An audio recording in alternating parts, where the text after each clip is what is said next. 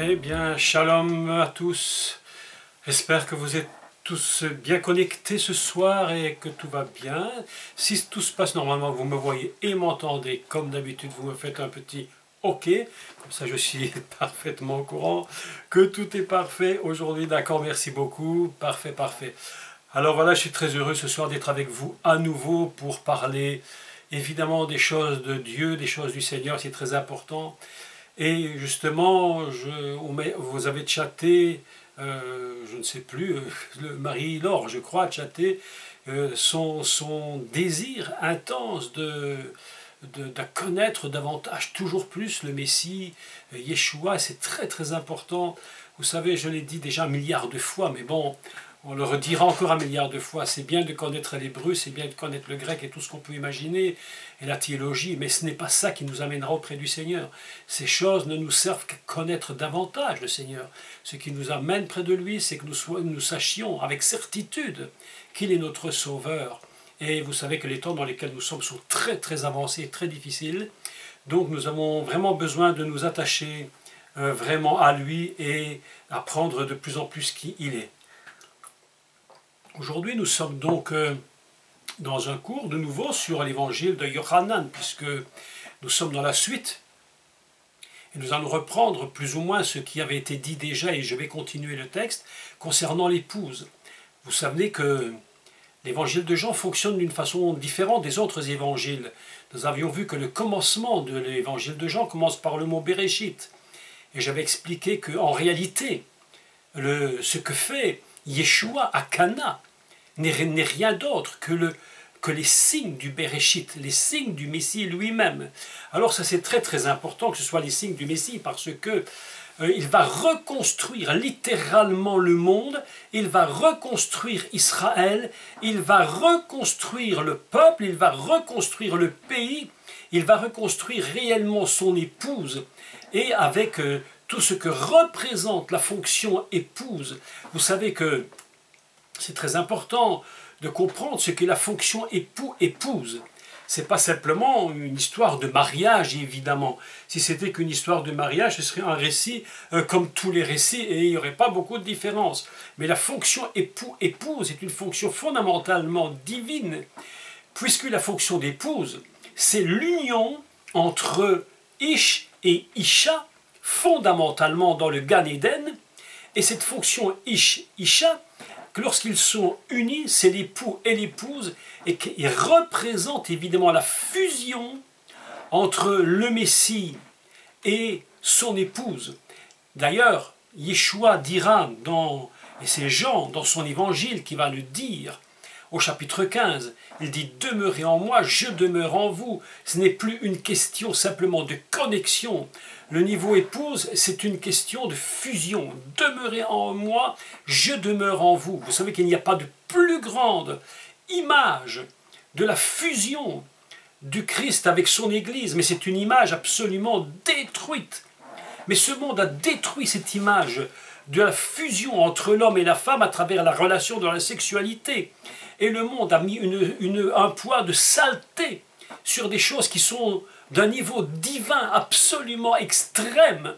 Et le monde a détruit, mais simplement parce que le diable ne supporte pas que l'union qu'il a absolument voulu détruire puisse de nouveau se reconstruire. Et à chaque fois, il va essayer de détruire ce qui a été construit. Vous vous souvenez que le but du serpent, c'est quoi en réalité? Le but du serpent, c'est de détruire l'union entre, j'allais dire, Adam et Ève, et on se comprend. Adam et Ève, c'est vrai aussi, mais disons entre Ish et Isha. Et lorsque le serpent rentre dans le Gan Eden et qu'il va tenter la femme et puis le péché va se commettre, à ce moment-là, l'union commence à se disloquer. Quelque chose est en train de se détruire et il faudra reconstruire à ce niveau.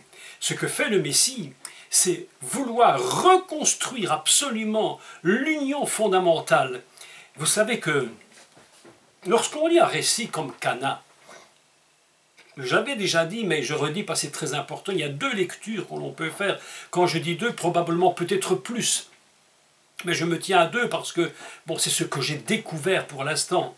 Hein, il y aura sûrement dans les années qui viennent d'autres choses que vous-même découvrirez et que je ne sais probablement pas. Et peut-être des choses que je vais découvrir et que je vous enseignerai. Hein, ça, je le ferai. Mais il y a deux niveaux au niveau des noces. C'est ce qu'on a appelé le niveau céleste et puis le niveau terrestre.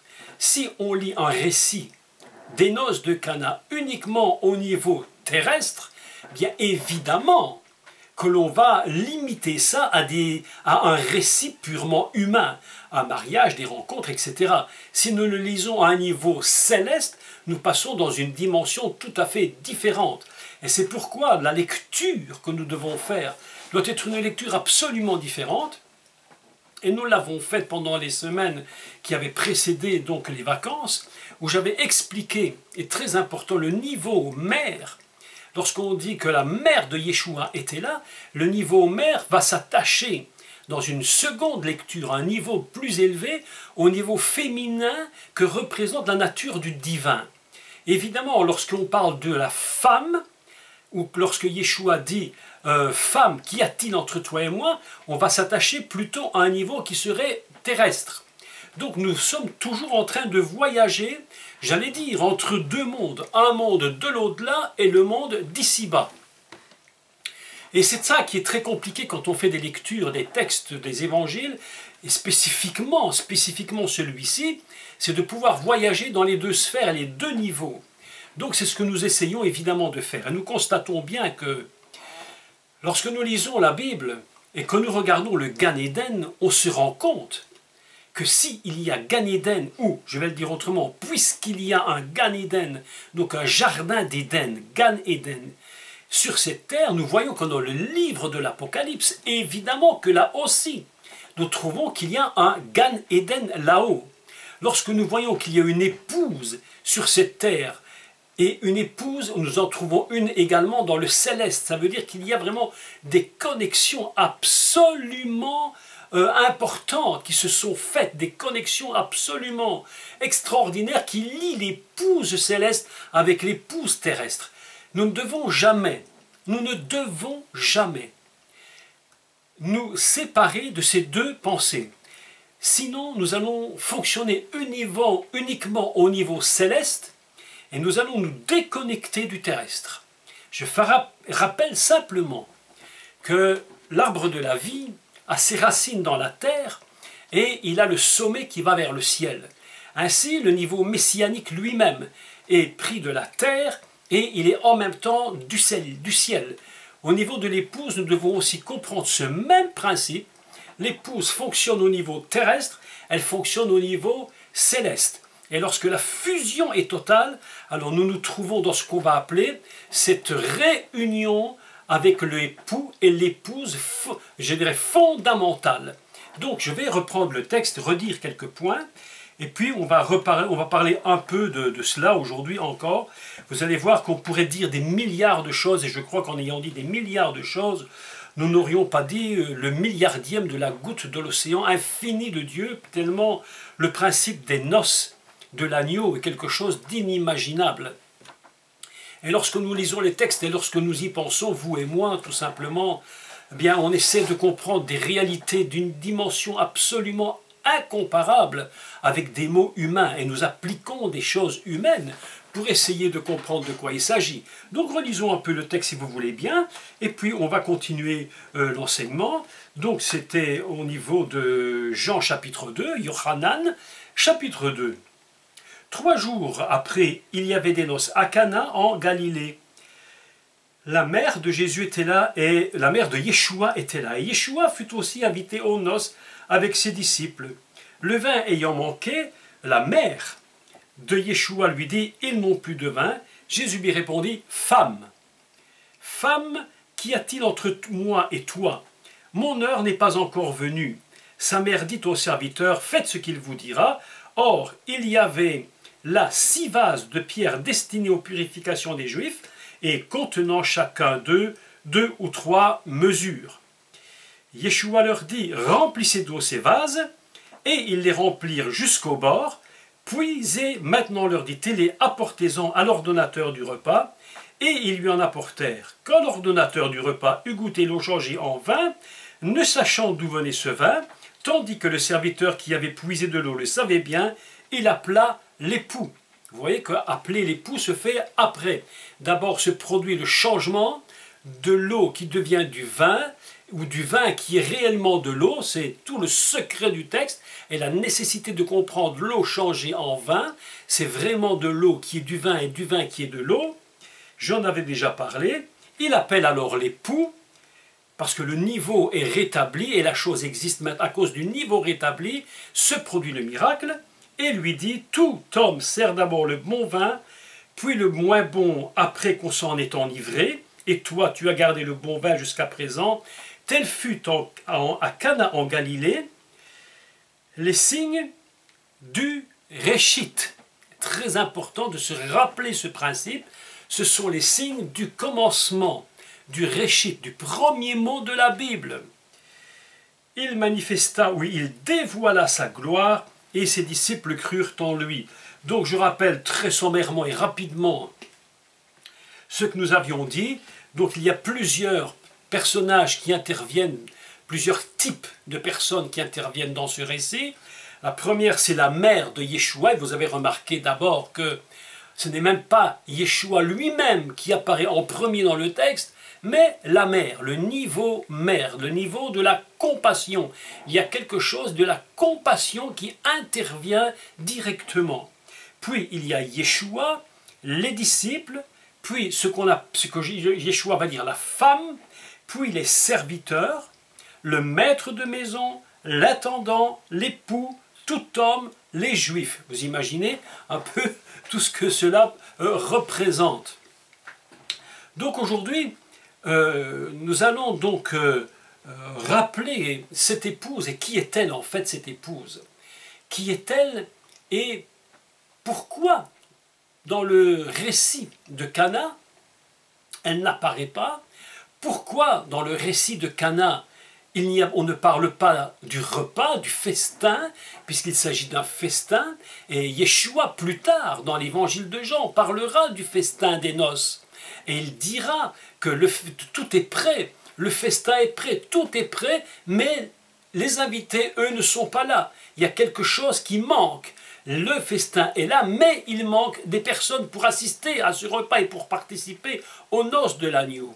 Vous voyez que la complexité du texte est grande, parce que on peut discuter énormément qui est l'épouse, qui sont les amis, on peut faire toute une explication assez compliquée. Mais concrètement, nous allons voir que lorsqu'il est parlé des noces de l'agneau et de l'épouse, en réalité, il s'agit de ceux qui vont fusionner avec lui. Qu'est-ce que l'épouse? Comment peut-on fusionner avec lui? Sinon, lorsque Yeshua dira dans l'évangile de Jean, chapitre 15, « Demeurez en moi et je demeurerai en vous ». Et nous savons très bien que celui qui est dans le Messie, qui est en lui, avec lui, qui vit pour lui, est une fusion avec lui. Et que nous sommes la partie de l'épouse qui est encore sur cette terre et qui attend le moment pour faire partie de l'épouse, de cette même épouse qui sera glorifiée dans les cieux. C'est la grande espérance des chrétiens, c'est la grande espérance de tous. Je dis des chrétiens, le mot est vrai et en même temps pas vrai, mais l'espérance de tous ceux qui ont cru que réellement Yeshua était le Messie. Donc, vous vous souvenez qu'au début, du livre de Bereshit, le serpent est rentré dans le Gan Eden et il a voulu absolument briser l'unité. La première chose qu'il a faite pour briser l'unité, c'était de briser, de casser, dans son langage évidemment, pas dans la divinité elle-même, mais dans son langage, de casser l'union entre Ish et Isha. Il va d'ailleurs y parvenir. Et là, il y a un texte très très intéressant qui va faire une liaison pour parler d'Israël et de l'épouse. Et ce texte se trouve dans le livre de Jérémie, dans les Lamentations de Jérémie.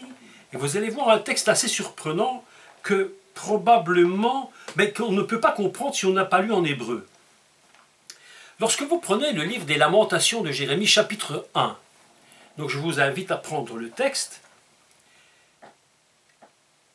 et au premier verset, il est écrit ceci. Écoutez, c'est vraiment très intéressant la relation qui existe entre Israël, Jérusalem et le commencement du livre de Béréchit, lorsque l'Adam pêche et que Dieu va le chercher. Vous savez que Dieu est parti, et la Bible nous dit que Dieu dit « Où es-tu, Adam, où es-tu » Alors Adam, où es-tu se dit « Ayeka, Ayeka, où es-tu, Adam » Ou on peut le traduire ainsi « Où en es-tu » ou « Comment es-tu toi » Où en es-tu maintenant par rapport à la situation? Regarde ce que tu as fait, regarde ton péché et regarde où tu en es. Donc ça se dit Hayeka. Et lorsque vous prenez le premier mot du livre de Jérémie concernant Jérusalem, concernant la ville, concernant Israël, concernant ce peuple que le Messie, à qui le Messie Yeshua avait dit « J'ai tant essayé de te rassembler, mais tu n'as pas voulu ». Mais j'ai essayé comme une poule, mais ses petits, mais ses poussins sous ses ailes, j'ai voulu te rassembler. Mais tu n'as pas connu les choses qui appartiennent à ta paix. Vous savez, ce texte est absolument incroyable. Si nous pouvons réfléchir sur ce texte, si tu connaissais seulement les choses qui appartiennent à ta paix. Mes amis, souvent, nous sommes dans des inquiétudes. Beaucoup de gens sont inquiets parce qu'ils ne connaissent pas les choses qui sont attachées à leur paix. Donc, Dieu va vers l'Adam et lui pose la question « Adam, où en es-tu » Et comment dit-il ça? Il va lui dire « Hayeka ». Alors qu'au début du livre de Jérémie concernant Israël et le peuple et la ville, il va lui dire « Heika ». Exactement, qu'on a traduit en français « Et quoi ?» Et quoi? Point d'interrogation, point d'exclamation. Et quoi? Elle est assise solitaire, cette ville si peuplée. Et quoi? En réalité, il lui demande, mais où en es-tu, toi, Israël, par rapport à ce que je voudrais de toi? Où en es-tu? Est-ce que tu peux évaluer, Israël, ce que tu es? Vous savez que, on l'a déjà dit, il faut le répéter quand même encore, que, en réalité, la première fois qu'on considère que Israël est une épouse, que Dieu dit « Israël est mon épouse », les sages donc d'Israël nous disent, c'est lorsque Moshe s'est adressé au peuple d'Israël à la sortie de la montagne. Lorsqu'il est descendu, Moshe, de la montagne avec les paroles, à ce moment-là, lorsqu'il est descendu, qu'il s'adresse au peuple, il va s'adresser à son peuple et les maîtres d'Israël, les sages, nous disent c'est à ce moment-là que Dieu considère qu'Israël est devenu son épouse, il s'est uni avec elle. Si tu fais ce que je te demande, si tu fais ce que je te dis, tu es mon épouse pour toujours. Mais je te demande d'être fidèle. Et vous avez remarqué, évidemment, lorsque vous lisez les textes bibliques, combien Israël est infidèle, combien de fois Dieu lui a reproché son infidélité. Et il a été tellement sévère avec Israël. Il lui a dit, mais tu t'es prostitué. Regarde ce que tu es devenu. Où en es-tu, Israël? Où en es-tu? Haïka, où es-tu? Comment en es-tu arrivé là? Voilà, le Mashiach arrive à Cana. Première chose qu'il fait, mes amis, et c'est pas par hasard. Ne croyez pas qu'il y a un hasard, il n'y a aucun hasard dans cette chose. La première chose que le Mashiach va faire, c'est aller dans une noce à Cana, parce qu'il faut retrouver l'épouse. Et vous avez remarqué que quelque chose va se produire. Tout l'évangile de Jean commence jusqu'au chapitre 3, il y a quelque chose de surprenant. C'est lorsqu'il y a une discussion entre les disciples de Jean-Baptiste, et on va le lire, c'est au chapitre 3, verset 25. « Or, il s'éleva de la part des disciples de Jean une dispute. » Ils se disputaient avec un juif touchant à la purification. Ils vinrent trouver Jean, lui dire « Rabbi, celui qui était avec toi au-delà du Jourdain et à qui tu as rendu témoignage, voici il baptise et tous vont à lui. » Jean répondit « Un homme ne peut recevoir que ce qui lui a été donné du ciel. Vous-même m'êtes témoin que j'ai dit, je ne suis pas le Christ, je ne suis pas le Messie, le Mashiach, mais j'ai été envoyé devant lui. Celui à qui appartient l'épouse, c'est l'époux. Voilà une phrase tout à fait banale, mais l'ami de l'époux qui se tient là et qui l'entend éprouve une grande joie. Aussi cette joie qui est la mienne est parfaite. Vous pouvez continuer le texte. Donc voilà, celui à qui appartient l'épouse, c'est l'époux. C'est-à-dire nous n'appartenons à personne. Israël n'appartient à personne. Pourquoi Jean se serait-il opposé à ce que Yeshua lui-même baptise? Il dit, je ne peux donner ce que j'ai reçu. Vous savez, c'est très important de le comprendre. Celui à qui appartient l'époux, l'épouse, c'est l'époux. C'est une fusion totale. Et certains, évidemment, étaient en train de se poser des questions. Mais Jean, Yohanan le Baptiste avait compris que celui qui était venu, c'était l'époux qu'on attendait, et que c'est lui qui allait restaurer, qui allait, je veux dire, rétablir les choses. Et c'est pourquoi il y a un texte intéressant concernant Jean le Baptiste. On dit qu'il reviendra avec l'esprit d'Élie et il va rétablir toutes choses. Mais que va-t-il faire pour rétablir? Il va annoncer celui qui vient et celui qui a la capacité véritablement de pouvoir rétablir, récupérer, restaurer. Il va faire, le Mashiach, Yeshua fera des Teshuvah. Il va restaurer Israël, il va restaurer le peuple, il va réparer les fautes d'Israël. C'est important. Tant qu'on ne comprendra pas que Yeshua, fondamentalement, est venu pour réparer ce que personne ne peut réparer, on ne pourra jamais comprendre comment il peut véritablement récupérer l'épouse. Donc il fera des Teshuvah, il va en faire une dans le désert. Il va faire plusieurs Teshuvah. Il va en faire, et la dernière toute grande qu'il va faire, c'est lorsqu'il va aller à la croix et qu'il va retourner au lieu de la faute pour payer le prix pour l'épouse. En réalité, c'est pour l'épouse premièrement.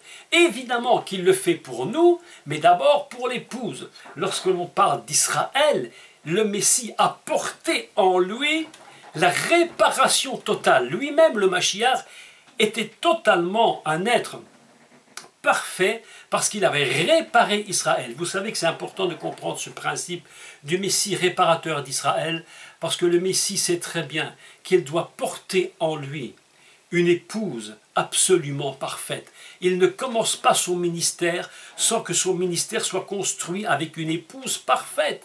C'est pas possible. De même que le grand sacrificateur ne pouvait pas rentrer dans le lieu très saint sans avoir une épouse, le Mashiach lui-même ne peut pas rentrer, ne peut pas fonctionner s'il n'est pas dans la fonction grand sacrificateur, ayant avec lui une épouse et il fonctionne avec elle. Mes amis, écoutez, c'est très important. Nous devons comprendre que le principe homme-femme dans un couple, c'est une fusion indispensable. C'est parfois difficile de rester dans l'unité, mais la fonction et l'unité de l'homme et de la femme dans un couple, c'est une image absolument extraordinaire qui dégage une force absolument incroyable. C'est pour ça que le serpent ne supporte pas du tout l'image du couple. Nous devons rester soudés l'un avec l'autre. Je devrais, moi, en tant qu'époux, porter en moi la vision et la force d'une épouse qui est faite pour moi et qui est parfaite pour moi. Et l'épouse devrait porter en elle la vision de l'homme, de son mari, qui est l'homme qui est le sien, parfait pour elle, et à la limite, elle va porter en lui, je dirais, le poids de ce que son mari a besoin d'être réellement. Et s'il ne l'est pas, elle va essayer de le comprendre, de le soutenir, et inversement. Pourquoi? Parce que tant que nous n'aurons pas cette vision de l'union, comme le Messie l'a eu avec Israël, nos couples ne pourront jamais vraiment bien fonctionner. Nous devons comprendre le principe de l'union du couple, c'est-à-dire je porte l'autre en moi et l'autre me porte en elle. C'est très important. Ainsi le Messie, lorsqu'il va commencer son ministère, il cherche l'épouse. Il paye le prix pour l'épouse. Il recommence les signes à zéro. Vous savez, c'est compliqué de pouvoir comprendre le principe messianique, de recommencer à zéro, retourner au départ. Reconstruire Israël, reconstruire le couple. Israël avec Dieu, c'est-à-dire avec le Messie lui-même. Les maîtres d'Israël et sages d'Israël nous disent que quand le Messie reviendra, qu'il va évidemment il va trouver celle qui est l'épouse et qui avait été perdue, et à ce moment même, ils nous disent une chose absolument formidable, ils nous disent que il va se dresser une table, et cette table elle va être dressée devant les ennemis, comme pour leur dire attention, vous avez voulu nous détruire, l'épouse et l'époux, mais aujourd'hui la victoire est gagnée. Et ils vont utiliser le psaume 23. Alors ce psaume 23 est absolument un psaume messianique formidable. C'est pas seulement un psaume que l'on lit pour se faire du bien. Vous savez, vous le connaissez, l'Éternel est mon berger, je ne manquerai de rien. Mais c'est beaucoup plus grand que ça. Le psaume 23 va nous élever au niveau du retour messianique. Parce que lorsqu'il va revenir, la table sera dressée. Le festin sera dressé et les justes seront assis à la table. Et c'est là que va se faire le festin des noces de l'agneau. J'aimerais qu'on lise ensemble le psaume 23 et vous allez voir, il y a quelque chose de très surprenant dans ce psaume. Quand je l'ai lu, d'apparence, ça ne parle pas autre chose qu'un psaume qui est magnifique, parmi les plus beaux peut-être. Je dis pas le plus grand, le plus fantastique, mais en fait quand même un des plus beaux à lire, mais il est quand même assez surprenant. Pourquoi? Parce qu'il se coupe en 4 sections. Une parenthèse que je fais parce que c'est important. Et je le lis et je vous explique cela. Il est en réalité un psaume évidemment assez contradictoire, d'apparence. Il est tout à fait simple, mais en réalité assez complexe, parce qu'il se coupe de cette façon. Cantique de David, l'Éternel est mon berger, donc Elohim Roi, l'Éternel est mon berger. On parle de l'Éternel dans le sens, évidemment j'allais dire Adonai, c'est-à-dire le niveau élevé, le plus élevé qui soit, c'est là-haut que ça se passe. Ce n'est pas seulement Dieu que je vois, mais c'est le Dieu suprême, Adonai, les 4 lettres du tétragramme. L'Éternel est mon berger, je ne manquerai de rien. Ça, c'est extrêmement positif.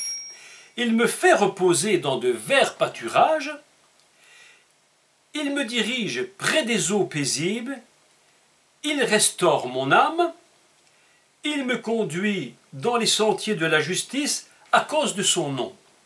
Jusque-là, c'est absolument extraordinaire. C'est une image absolument fantastique d'un peuple qui est dans la joie, dans la paix, dans la plénitude. Je dirais, c'est vraiment l'image type de ce qu'on peut espérer de Dieu, de vivre dans une grande paix, dans une grande tranquillité. C'est le Dieu Elohim, c'est le Dieu éternité qui parle. L'Éternel me procure toutes ces choses.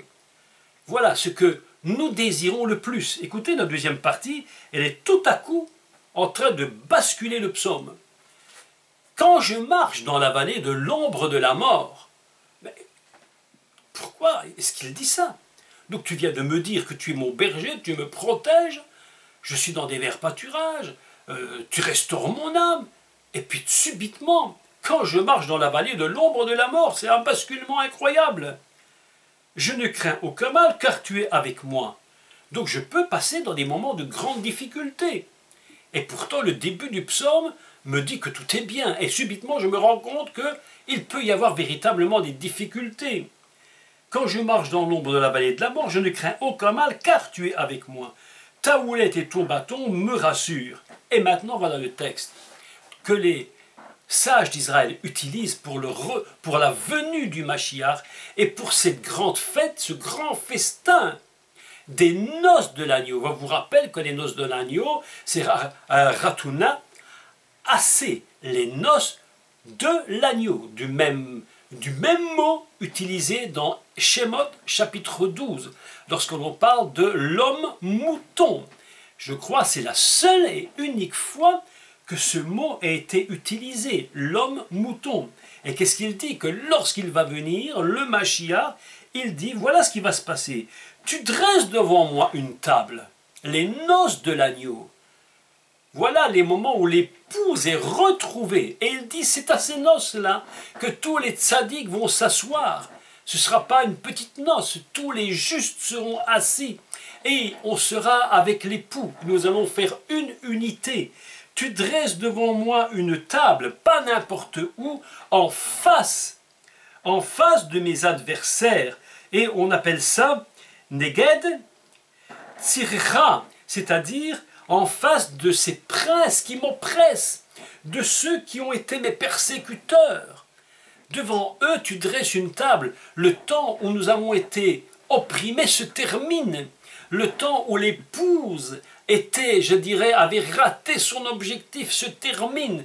Il revient, elle trouve son épouse maintenant en tant que tzaddik. Elle est juste. C'est une épouse qui l'attend et qui est parfaite. Vous savez, le Messie vient chercher une épouse parfaite. Alors on se dit, mais ça ne peut pas être possible. On est tous plus ou moins dans l'erreur, on fait tous de temps en temps une faute, un péché. Mais vous savez, le grand secret du Mashiach pour l'épouse, et c'est ce que Paul va dire, que nous devons que l'homme doit aimer sa femme comme Christ a aimé, comme le Messie a aimé lui-même et s'est donné pour son Église.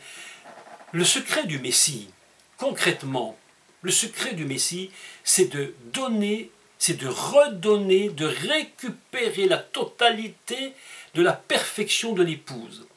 C'est pourquoi à Cana, on ne trouve pas cette épouse. Elle n'est pas encore présente, mais elle va arriver. Mais quand va-t-elle arriver? La Bible nous enseigne dans les noces de Cana, dans les livres de l'Apocalypse, nous allons le lire ensemble, un texte absolument merveilleux. Il dit ceci, au chapitre 19, car le Seigneur, et j'entendis, au verset 6, chapitre 19, et j'entendis la voix d'une foule nombreuse. C'est pas quelques-uns, c'est une foule nombreuse, comme un bruit de grosses eaux, et comme un bruit de forts coups de tonnerre, disant « Alléluia » car le Seigneur notre Dieu Tout-Puissant est entré dans son règne. Réjouissons-nous, soyons dans l'allégresse et donnons-lui gloire, car les noces, Ratunat assez, les noces de l'agneau, les noces de l'homme mouton sont venues. Son épouse s'est préparée et il lui a été donné de se revêtir d'un fin lin éclatant pur, car la fin lin, ce sont les œuvres des justes, des saints. C'est pourquoi à la table des justes, nous allons trouver, à la table, je dirais, du festin, nous allons trouver les tzaddiks, les gens qui sont saints, qui sont justes. Elle dit l'épouse s'est préparée, et elle n'est pas préparée n'importe comment. Elle s'est revêtue des œuvres justes. Elle s'est revêtue de fin lin. L'épouse est redevenue ce qu'elle était à l'origine. Mes amis, il faut toujours nous rappeler que le jour de la dame sur terre, c'est le jour qu'on appelle Hashishi, c'est-à-dire le 6. Et que Shesh, qui est la même construction de lettres, le Shin et le Shin, Hashishi, que le Shesh, c'est également le fin lin, c'est-à-dire les œuvres des justes. Le Mashiach a donné sa vie pour que son épouse puisse retrouver cette capacité de produire les œuvres des justes. Vous savez, nous ne devons pas, j'allais dire, nous imaginer que nous allons rencontrer l'époux si nous n'avons pas construit les œuvres justes des saints. Et ce que le Seigneur regardera sur son épouse, ce sont ses œuvres justes, des tzaddiks, les œuvres justes qu'il porte en eux. Et puisque les œuvres justes, ce sont les œuvres de la dame, et qu'il est venu le 6e jour, nous voyons que le lin représente 6. Shesh représente 6 comme le jour du commencement de l'épouse de la dame qui est unie avec son époux. Unis, ils sont un, fondamentalement un. Lorsque les noces de l'agneau auront lieu, nous serons fondamentalement un avec lui. Il n'y aura plus de séparation, il n'y aura plus d'essayer d'être plus près. Nous sommes en lui totalement pour vivre avec lui dans l'éternité. Aujourd'hui, la grande espérance de nous croyants, qui que nous soyons, de quelque église, dénomination, notre grande espérance, si nous sommes dans le Messie, c'est justement de pouvoir avec lui éternellement demeurer avec lui. Les noces de l'agneau, vous savez, écoutez, les noces de l'agneau, c'est pas seulement le jour du festin. C'est pas seulement ce jour-là. Les noces de l'agneau, mes amis, c'est l'éternité entière. C'est l'union, parce que des noces, c'est pas seulement un jour de fête. Des noces, c'est une union définitive. Je suis marié et mon épouse et moi sommes mariés depuis plus de 20 ans. C'est une union définitive. Nous sommes chaque jour, chaque fraction de seconde, le jour et la nuit dans des noces. C'est notre mariage. Si vous êtes marié, c'est pas seulement le jour de vos noces, c'est tous les jours les noces. Vous êtes unis pour l'éternité. Et c'est ça que le Mashiach voulait. En venant à Cana, il voulait récupérer une épouse pour toujours. Pas une épouse pour le jour des noces, et puis après, advienne que pourra. Non, les noces, c'est éternel. D'ailleurs, vous remarquez que le psaume 23 fonctionne sur ce principe. Le psaume 23 commence par l'éternel. C'est-à-dire qu'il y a une notion éternité. Lorsque nous parlons noces de l'agneau, nous ne parlons pas du tout de noces qui sont temporelles pour une journée, ou des noces qui vont peut-être durer une année. Nous parlons des noces éternelles. C'est pourquoi il dit l'Éternel est mon berger, je ne manque de rien. L'éternel, notion éternité. Et lorsque la table est dressée, c'est pour dire à nos ennemis, face à eux, aux oppresseurs, face à ceux qui ont détruit, face au diable lui-même, au serpent lui-même. Aujourd'hui a lieu la cérémonie, parce que l'épouse est prête. L'épouse est prête, mais maintenant qu'elle est prête, je l'ai prise parce que je la considère comme étant parfaite pour moi, et c'est pour l'éternité. Mes amis, il n'y a pas de noces pour une demi-journée, pour une matinée, il y a des noces éternelles. C'est pourquoi nous devons toujours considérer l'œuvre du Messie sur une base d'éternité. Je ne le redirai jamais, jamais, jamais assez. Le Messie ne fonctionne pas sur le temporel, il ne fonctionne que sur l'éternité. Et c'est pourquoi lorsque vous lisez le récit des noces, vous devez le lire avec une vision éternelle et non pas avec une vision temporelle. Sinon, le texte est uniquement une histoire de vin et d'eau. Et ce n'est pas du tout cela que cela nous enseigne. Ça nous enseigne que le Messie vient pour récupérer une épouse et qu'il va la trouver pour l'éternité. Il n'y a pas d'autre solution pour lui que de retrouver l'épouse. Cette épouse, il va lui dire des choses terribles. Il va souvent lui dire que tu as été infidèle. J'ai toutes les raisons, le Mashiach avait toutes les raisons de dire tu es infidèle et je ne veux plus de toi, c'est fini, tu es répudié pour toujours. Mais rappelez-vous de ce que l'Éternel fait avec le prophète Osée. Que dit-il? Il dit va épouse Gomère. Cette femme c'est une prostituée. Et il lui dit épouse-la, et il l'épouse. Il a 3 enfants, évidemment que c'est une femme qui va être infidèle. Mais Dieu va lui dire, mais malgré cette infidélité, Israël, je t'aime et je suis prêt à te récupérer. Je suis prêt à te reprendre. S'il te plaît, Israël, change. Reviens à l'Éternel de tout ton cœur. Reviens à moi de tout ton cœur. Tu es mon épouse, je suis ton époux. Les rabbins, en lisant le prophète Osée, se disaient, mais non, ce récit ne peut pas être vrai. Dieu ne peut jamais demander à quelqu'un d'épouser une prostituée, ça n'a aucun sens. Et pourtant, Dieu, à travers cette expérience très très particulière, va montrer à tout Israël qu'il est capable d'aimer. Même dans les cas les plus dramatiques, il est capable d'aimer et d'aller rechercher. Nous, si nous regardons notre vie, mes amis, très sincèrement, si nous regardons notre vie, mais nous n'allons nulle part. Nous ne sommes pas dignes du Seigneur, mais personne n'en est digne. Mais si nous regardons en lui, alors tout va changer. Et nous, vous et moi, ensemble, nous partirons à la rencontre de l'époux. Et nous allons nous unir pour l'éternité avec lui. Et nous allons faire partie de l'union fondamentale divine du commencement de l'univers. Mes amis, les noces de Cana, ça dépasse l'imagination. Pourquoi? Parce que nous avons pendant tant d'années lu, compris le Mashiach sur une fonction tellement humaine, alors qu'il fonctionne dans un niveau tellement divin. Parfois nous n'arrivons à peine à comprendre ce qu'il fait. On se dit, mais on n'arrive pas, on regarde, on essaye, on se dit, mais comment fait-il? Comment fonctionne-t-il? Mes amis, le Mashiach a dit et dira toujours, je suis venu vous donner la vie éternelle. Autrement dit, la fusion des noces. La fusion des noces, quand elle aura lieu définitivement, ce sera éternellement une fusion que nous ne pourrons plus jamais changer.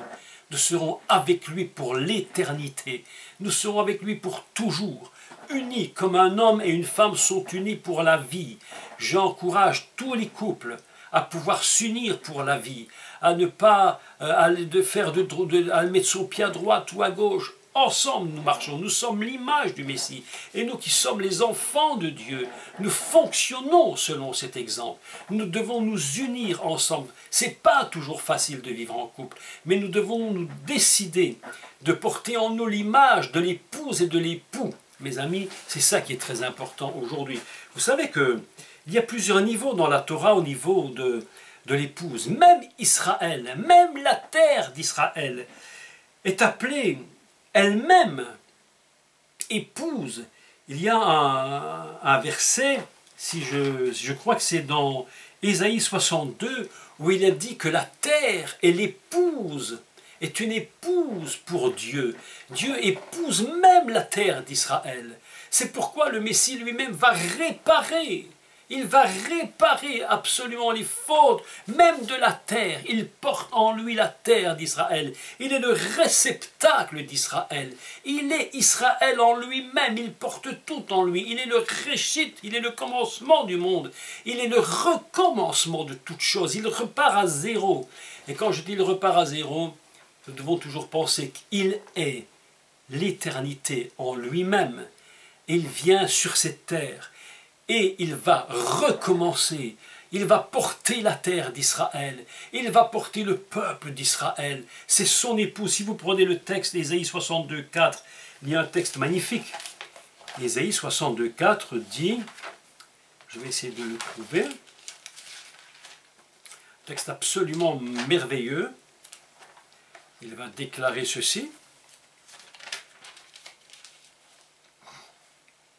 On ne te nommera plus délaissé, on ne te nommera plus ta terre désolation, mais on t'appellera mon plaisir en elle, on l'appellera la terre, ta terre épouse. Même Israël, mes amis, même Israël, même la terre, lorsque le Messie était là, il a racheté même la terre. Il a dit qu'il est venu pour réconcilier le ciel et la terre. Il a racheté l'ensemble. Parce qu'il réconcilie la terre. Parce qu'il réconcilie le peuple. Parce qu'il va donner sa vie pour sauver celle qu'il aime. Parce qu'il sait qu'elle ne pourra pas, par elle-même, sortir de cette situation dramatique dans laquelle elle s'est mise. Ah, mes amis, le Messie a un amour pour Israël que nous ne pouvons même pas comprendre. Et aujourd'hui, grâce à Israël, l'évangile, la bonne nouvelle du Messie a été répandue dans le monde. Nous en avons fait et nous en faisons partie. C'est pourquoi vous et moi, nous sommes en fusion, c'est-à-dire nous sommes l'épouse, nous sommes avec lui. Et lorsqu'il revient bientôt, l'épouse va retourner. Soyons prêts. Mes amis, soyons prêts. Il y a un texte dans Joël 2 que nous allons lire ensemble également, Joël chapitre 2. Alors, 2,16, si je ne me trompe. Je regarde si c'est bien ça. Oui. Il dit: Assemblez le peuple, formez une sainte réunion, assemblez les vieillards, assemblez les enfants, même les nourrissons à la mamelle, que l'époux sorte de sa chambre et l'épouse de sa chambre, ou de sa demeure. Bon, les traductions peuvent être un peu variantes. Qu'entre le portique et l'autel pleurent les sacrificateurs, mes amis, que l'époux sorte de sa chambre, que l'épouse sorte. Le temps est venu aujourd'hui, et c'est peut-être le message le plus prophétique de tous les messages prophétiques, s'il y en a qui doit être dit. Le temps est venu pour l'épouse, aujourd'hui, d'être prête. Le temps est venu pour l'épouse d'être prête. Je voudrais lire un texte dans Matthieu 22. Matthieu 22 dit ceci. Alors, écoutez ceci. C'est Yeshua qui prend la parole. Il leur parle de nouveau en parabole, c'est-à-dire il prend une image. Il faut comprendre que les noces de l'agneau, c'est une métaphore de quelque chose de bien plus élevé, bien plus grand que ce qu'on imagine. Ça dépasse toute imagination. Et il leur dit en parabole: le royaume des cieux est semblable à un roi qui fit des noces pour son fils. Il envoya ses serviteurs, ceux qui étaient invités aux noces, ils ne voulurent pas venir. Il en envoya d'autres encore, ils ne voulurent pas venir. Et il dit aux conviés: voici, j'ai préparé mon festin. Mes bœufs et mes bêtes grasses sont tués. Tout est prêt. Venez aux noces. Tout est prêt. Venez aux noces. Le temps est venu.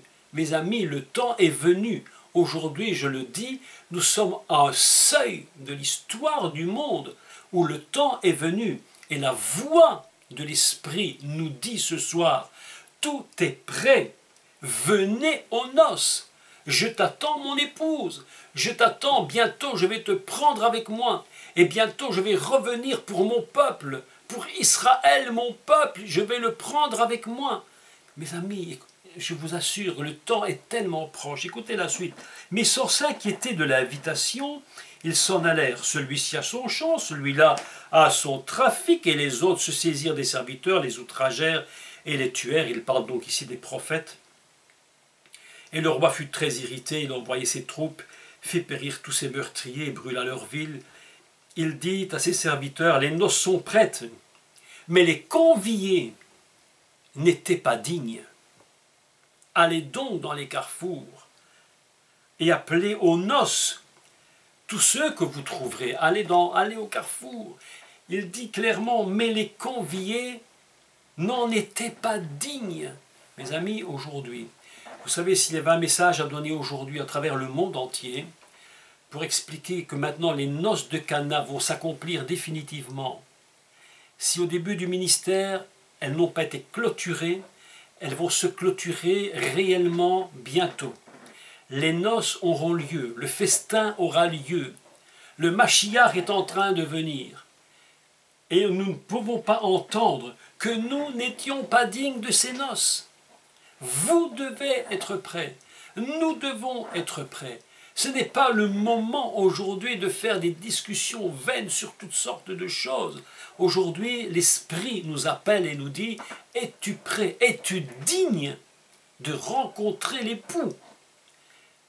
L'époux est venu une première fois sur terre, mais il revient maintenant chercher l'épouse. Elle est prête. Elle est prête. Est-ce que vous êtes prêts? Est-ce que nous sommes prêts? Est-ce que nous sommes dignes pour aller à sa rencontre? Les amis, je vous assure que c'est très important ce que je dis. Si demain le Seigneur revenait pour nous prendre et que nous allions à sa rencontre, je ne voudrais pas m'entendre dire: Jacques, tu ne les as pas prévenus. Aujourd'hui, c'est le message très fondamental du monde. Est-ce que nous sommes dignes de rencontrer l'époux? Est-ce que nous allons dans les carrefours, sur les places publiques, pour appeler les âmes et leur dire: mais venez, le temps est proche. Les choses sont en train de tourner d'une façon dramatique sur cette terre. Et vous savez quoi? Et je vais vous dire quelque chose de terrible. Et les chrétiens, ou ceux qui se disent chrétiens ou n'importe quoi, ne font que des discussions vaines, des disputes vaines.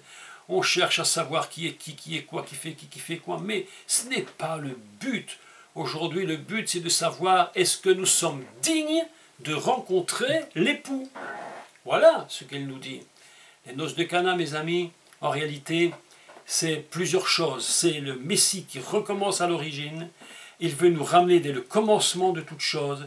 Et lorsqu'il est sur terre, il va mettre son ministère dans un équilibre absolument parfait, dans un contrôle absolument parfait. Vous savez que si le Messie n'avait pas été un homme totalement contrôlé, complètement contrôlé par l'esprit, mais jamais nous n'aurions eu l'opportunité de pouvoir nous unir définitivement avec lui dans les lieux célestes. Nous parlons des choses, nous imaginons dans nos têtes des images du ciel du Seigneur. La réalité dépasse de loin tout ça, mais dépasse de loin toutes ces choses, mes amis. Nous sommes si loin encore de comprendre réellement ce que c'est. C'est pourquoi aujourd'hui, fixons nos yeux sur lui. Il a dit, lorsque vous verrez toutes ces choses arriver, c'est-à-dire les tremblements de terre, les guerres, et puis tout ce que nous avons vu ces dernières années, qui s'amplifie de jour en jour, il a dit, s'il vous plaît, vous savez que dans la Bible, on emploie souvent le mot « na » en hébreu. « Na », ça veut dire « s'il vous plaît ». S'il vous plaît, tournez les yeux là-haut, regardez là-haut, tournez les yeux là-haut, s'il vous plaît, n'ayez pas peur, ces choses doivent arriver, mais êtes-vous prêts, êtes-vous dignes de le rencontrer? Ça, mes amis, c'est la vérité, les noces de Cana. C'est pourquoi, je répète, une dernière fois, pour clôturer, à Cana, il n'y avait pas d'épouse, elle n'était pas là. À Cana, il n'y avait pas de festin, on n'en parle pas. Même si certains me disent automatiquement il y en avait un. Si tu le lis dans la version la plus terrestre, mais si tu le lis dans le domaine de l'esprit, tu te rends compte qu'il n'y a ni épouse, ni festin.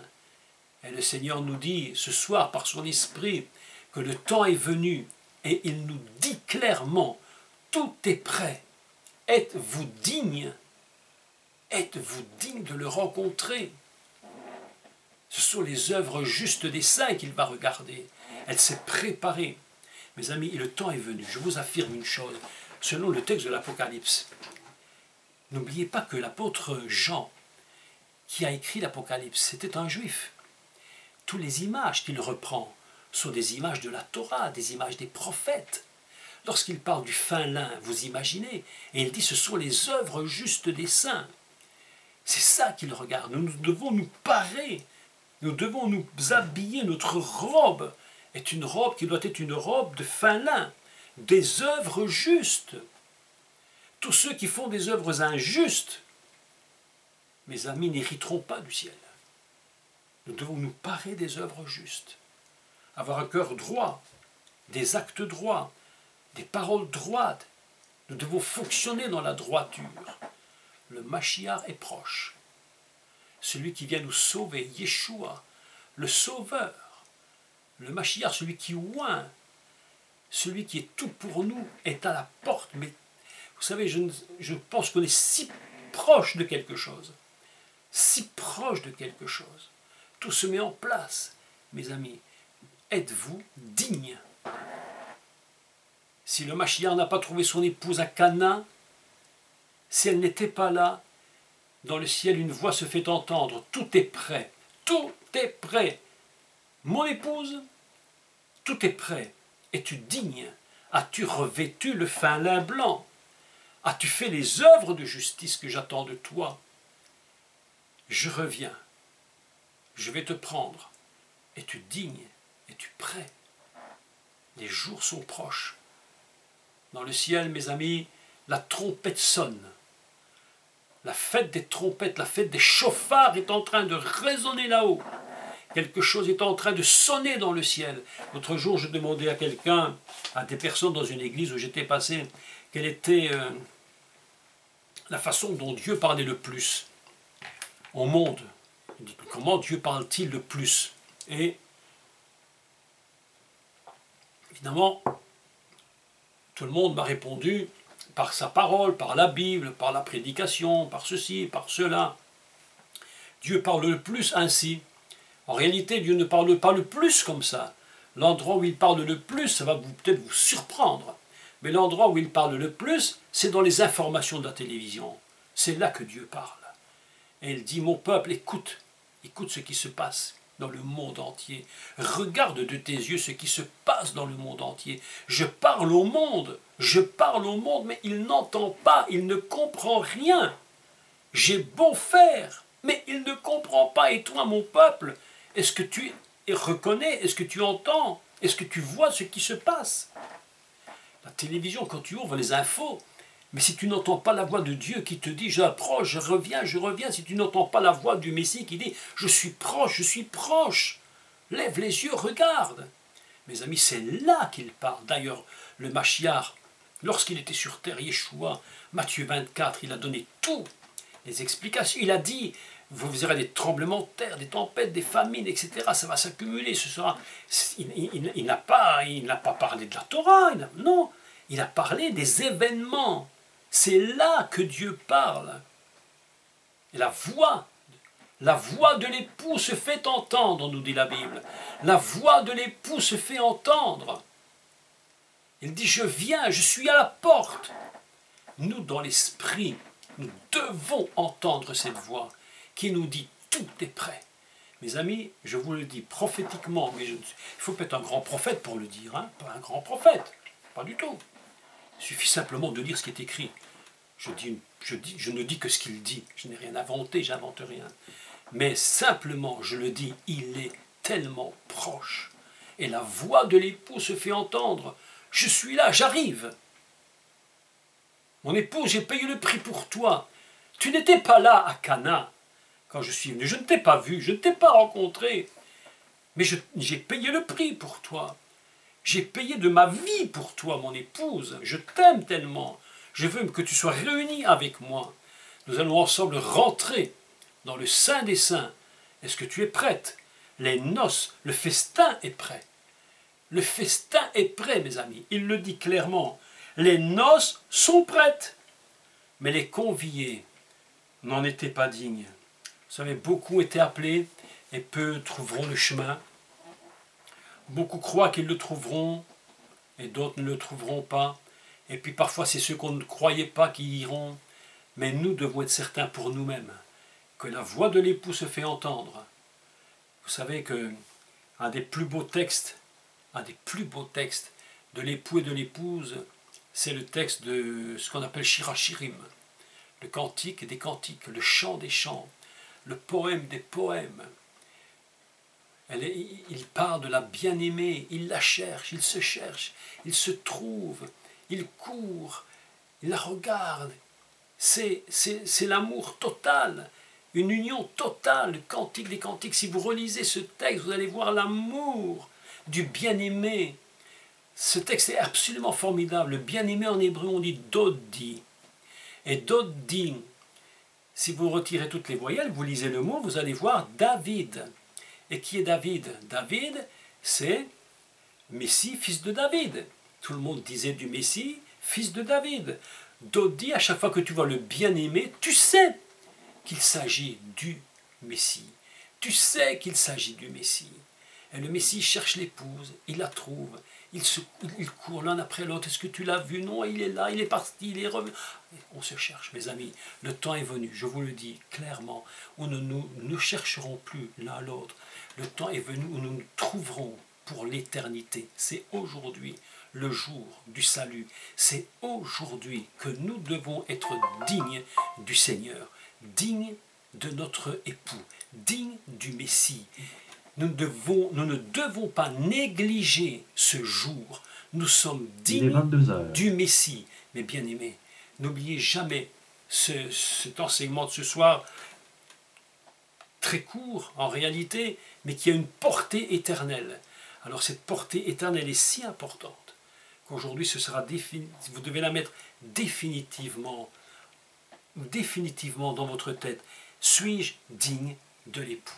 Voilà ce que je voulais vous dire en quelques mots, mais je pense que nous allons vraiment réfléchir à ça tellement fort que s'il revient demain, ou ce soir ou cette nuit, eh bien nous sommes prêts. Et l'époux qui était venu à Cana pourra dire les noces de Cana sont enfin accomplies, puisque c'est de cela qu'il s'agit. Les noces de Cana sont enfin